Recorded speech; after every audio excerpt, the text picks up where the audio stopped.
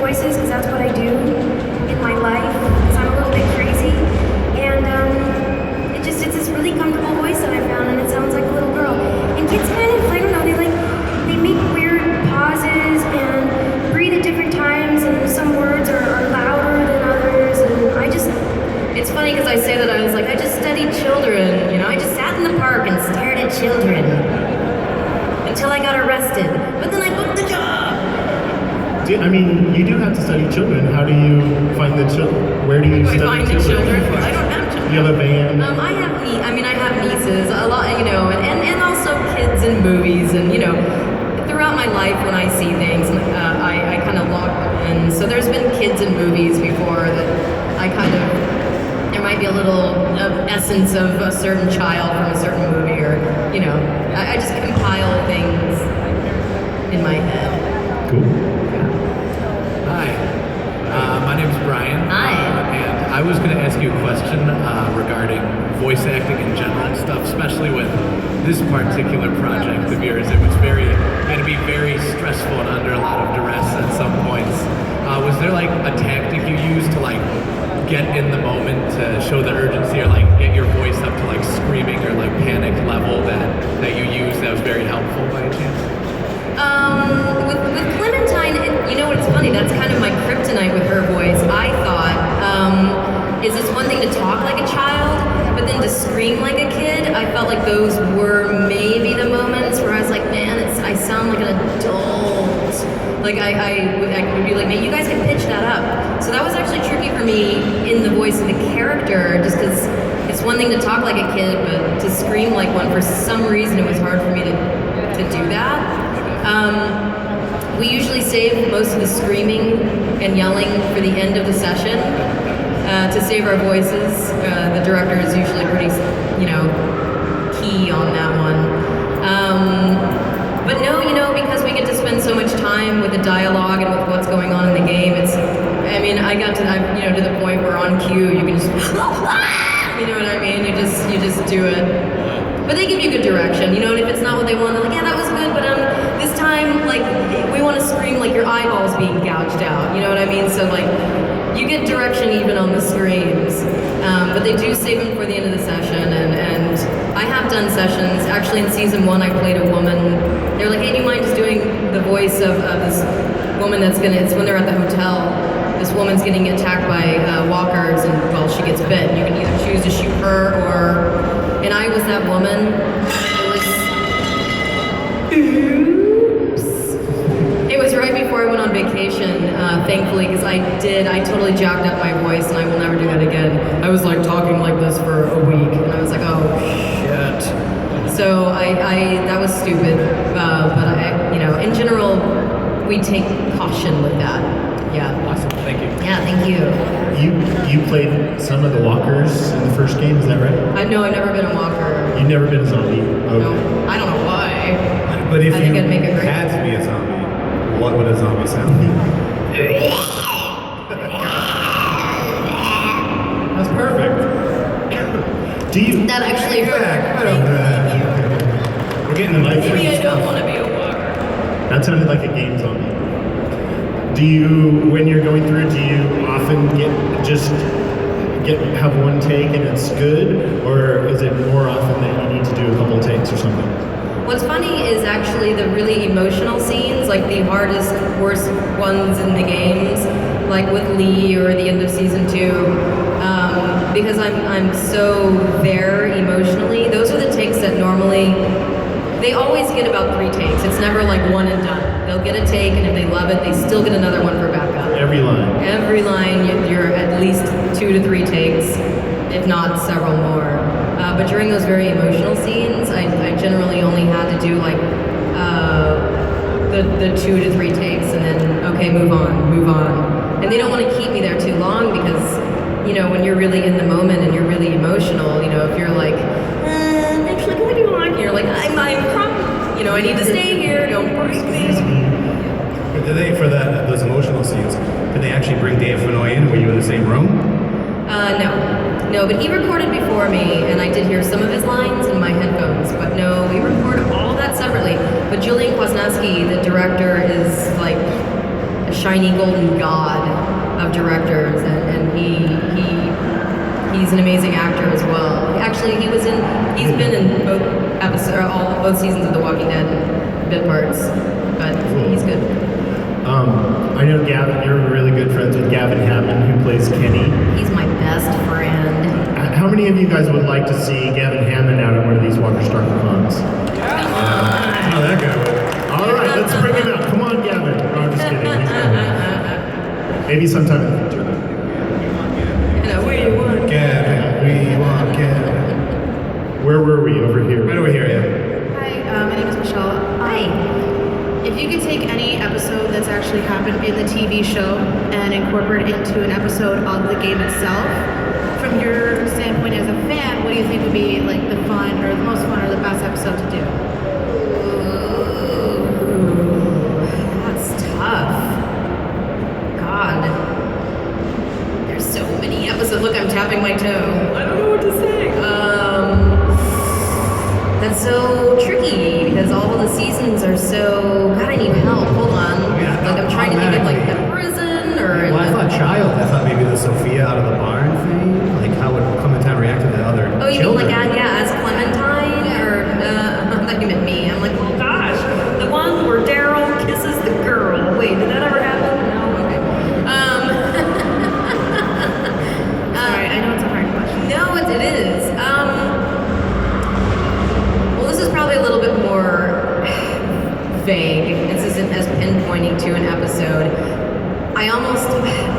I feel like where Carl's at right now with his character, I think that him and Clementine would get along pretty well. So I'm trying to think of a more recent episode because Carl's pretty bummed out.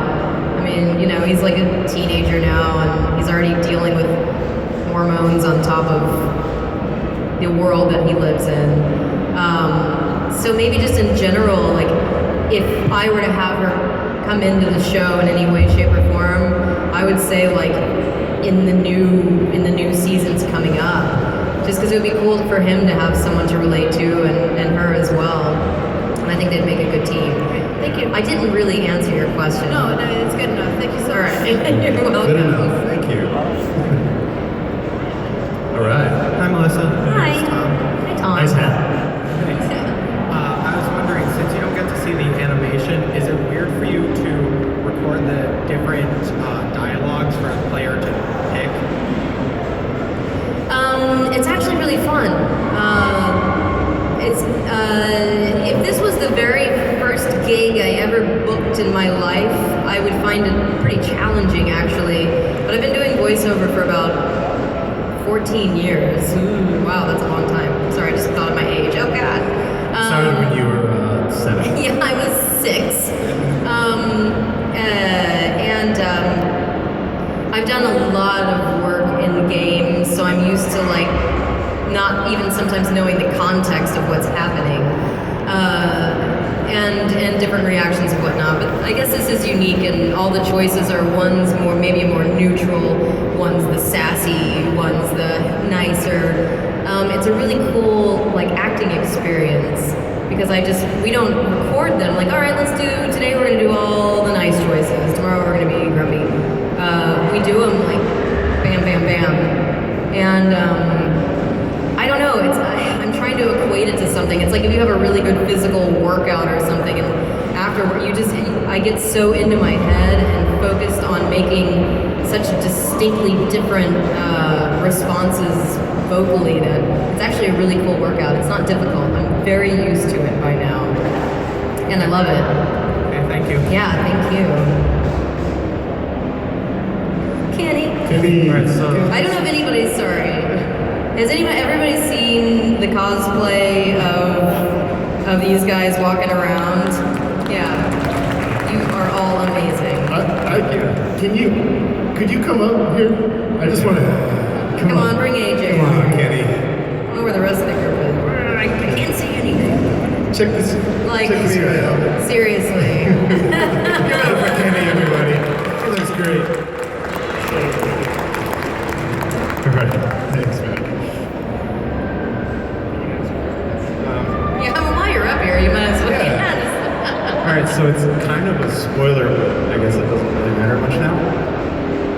assuming that Lee had survived season 1, how would he have reacted to the reunion in the lodge? How would Kenny have?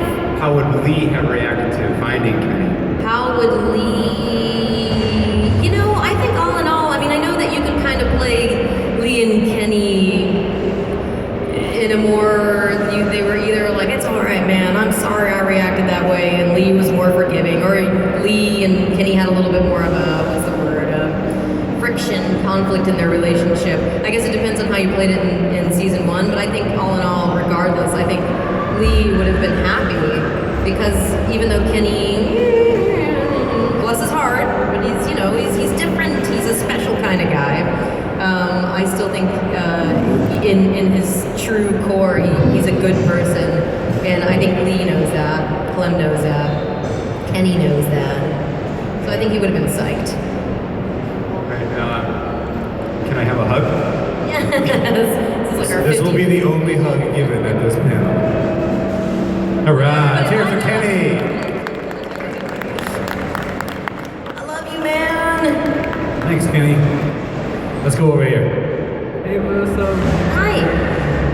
I was wondering if you were put into the world of Clementine's world, you think you would be able to survive what she did? Me? Well, you know, I mean, I know that I've only been doing voice work for The Walking Dead, but I'd like to think that I've learned a lot about surviving the zombie apocalypse as a human.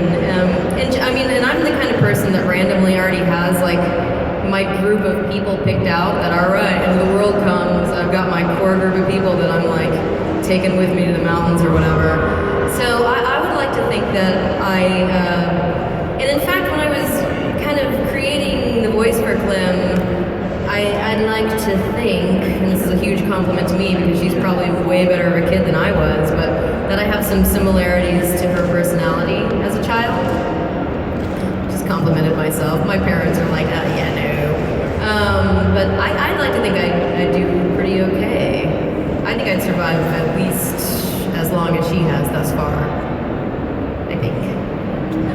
Yeah. Good question. I think we Thank proved you. it. We proved it. All you need is Jason, hydrogen peroxide, and a juice box. I think you'll be okay. I know. What over here? My name is John, and my question is, who is least helpful, Duck or Sarah? Sorry, what was that? Who was least helpful, Duck or Sarah? Least helpful? You know, gosh. Ooh, this is kind of controversial. Controversial. I don't know. There's Sarah's touchy. A lot of people were very protective of her. And as I discovered playing this game, and as a lot of people discovered playing this game, I kind of discovered while playing this game, part of my French, but I'm a little bit of an asshole. And I thought that Sarah was a liability, and I kind of was bothered by the fact that this is me playing, not Clementine. I'm speaking for Melissa right now. You do this in Clementine's voice, and I'm just kidding. Yeah, I know. Clementine's way nicer than I am, apparently. You know, because Duck still had Katja and Kenny, I kind of feel like, and Carlos was just not really on top of Sarah. I feel like maybe Sarah was a little bit more of a liability, just because somehow Carlos kept her so sheltered from what was happening that she would just go outside and go, ah! You know, Duck was at least in the know about needing to survive, even though he didn't. So I'm gonna go Sarah. Sorry if I offended anybody. I like Sarah. I like the actress who played Sarah. I couldn't quite figure out what was going on with her. At first, I was really annoyed and creeped out by her. Then I started to feel more protective of her, but Yeah. she still seemed like a liability. But did you think she had some kind of a mental disability? That came up. Apparently, somehow it got started on the internet that maybe she had a disability, but that is not the case. I think she just had, her dad was her disability, who I think, it wasn't written in any specific way. So, Got it. yeah. That's a great way to put it. Thank you. Yeah, thank you. Thanks, bud. Right over here. If Clementine would have met the cast of The Walking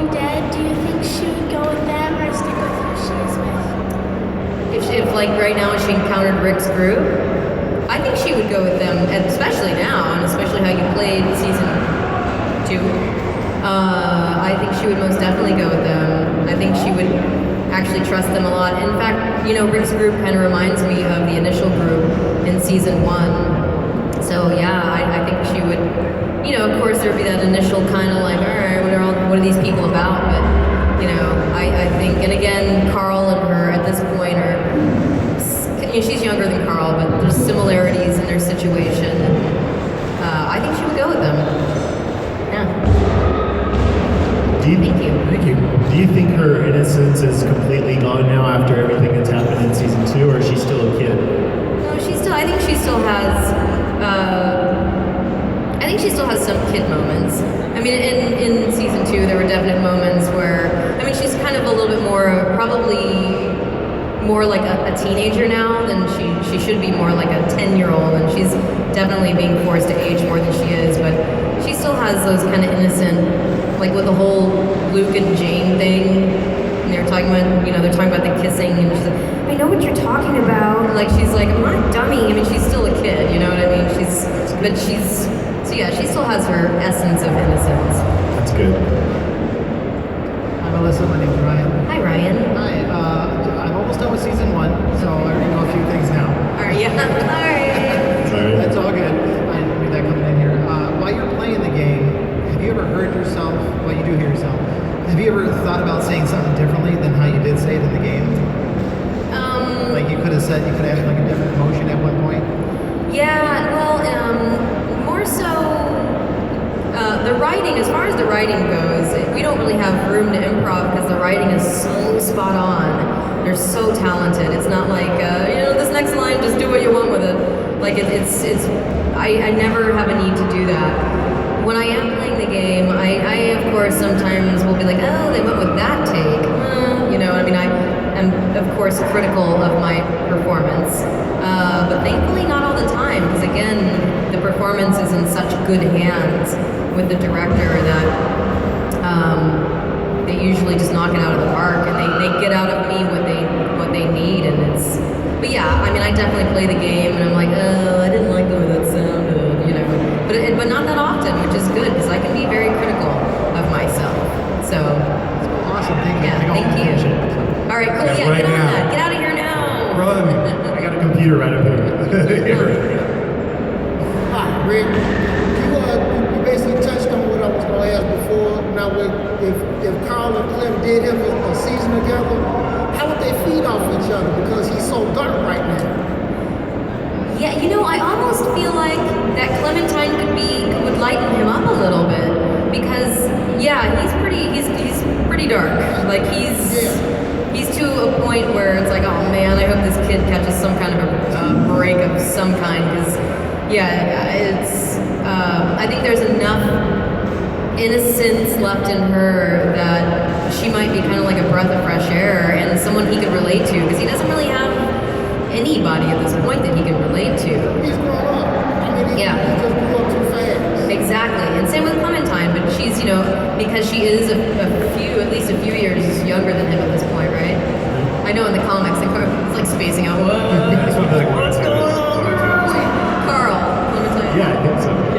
Yeah. So I think because she does have a little bit of more of her youth to her, that I think she would be. Bring him back to where he's supposed to be. I think so. They might even make each other like smile at one point, and then brains would explode. Because just like him, the moments of laughter and happiness are like far in between. Yeah, very, very, very much so. So it would be really cool to see them like actually have a moment, even if it was like, it would be like, oh my god, there was a laugh. I know Chandler Riggs is a gamer. Have you talked to him about this at all? You know what? I haven't had much. He's played. I don't know. We should. We're gonna go ask him. Yeah, right now. And if you're reading the books right now, earmuffs, I guess, if you don't want to hear it. It's not like a death spoiler, but if you're reading the comics right now, Carl is starting to come to that age, where girls are becoming a lot more intriguing. So I think. Hey, Clementine's only 10. Well, I just mean intriguing. All right. I didn't say anything other than that. 4 years from now, at least. I think that No. it would be a good pairing. Well, he needs. I mean, yeah. I mean, it would. I think it would be really awesome. But I did do a panel with Robert Kirkman in New York, and nobody get your hopes up of that ever happening, because pretty much she would have to be written into the comics, and it's the same universe, but it's a different universe, and he's pretty much said that will never exist. So. I wonder if there's fan. I bet there's fan fiction. Do you know? I don't know. I haven't researched that. Yeah. Where were we? Oh, we're going over here. How do you think Clementine would have reacted to Beth's death? To Beth's death. I guess it depends on how long she knew her. If she'd been part of the group for a long time, I think she would be pretty sad about it. I think she would have liked Beth. I think they would have had a decent relationship. If she had just come into the group, she probably just would have been like, oh, well, another one bites the dust. I mean, that's the messed up thing about this world is, people, are just dying so often, and even the little kids, such as Clementine, is kind of growing a shell around that, just like, unless she's really invested in the person, like Lee, like Kenny, then she's just kind of learning how to deal with death in a way that I can't even fathom, honestly. So Yeah, I mean, I don't think that your mind and body could take it if you had an extreme reaction to every death when there's a death almost every day. yeah, I mean, it's a horrible, horrible, horrible reference, but I mean, it's just like, I guess imagine living in a war-torn country, people are just dying. I don't know, I can't even, there is no, in my mind, physical way of, even being able to comprehend what it would be like to just be like, well, yeah, that guy just died. Well, where are we gonna go next? You know what I mean? It's crazy. I'm thinking if had they known each other, Beth would still be alive because Clementine would have taught her how to make better choices. That's just my opinion. I think Clementine would have given her good advice as well. Right? Yeah.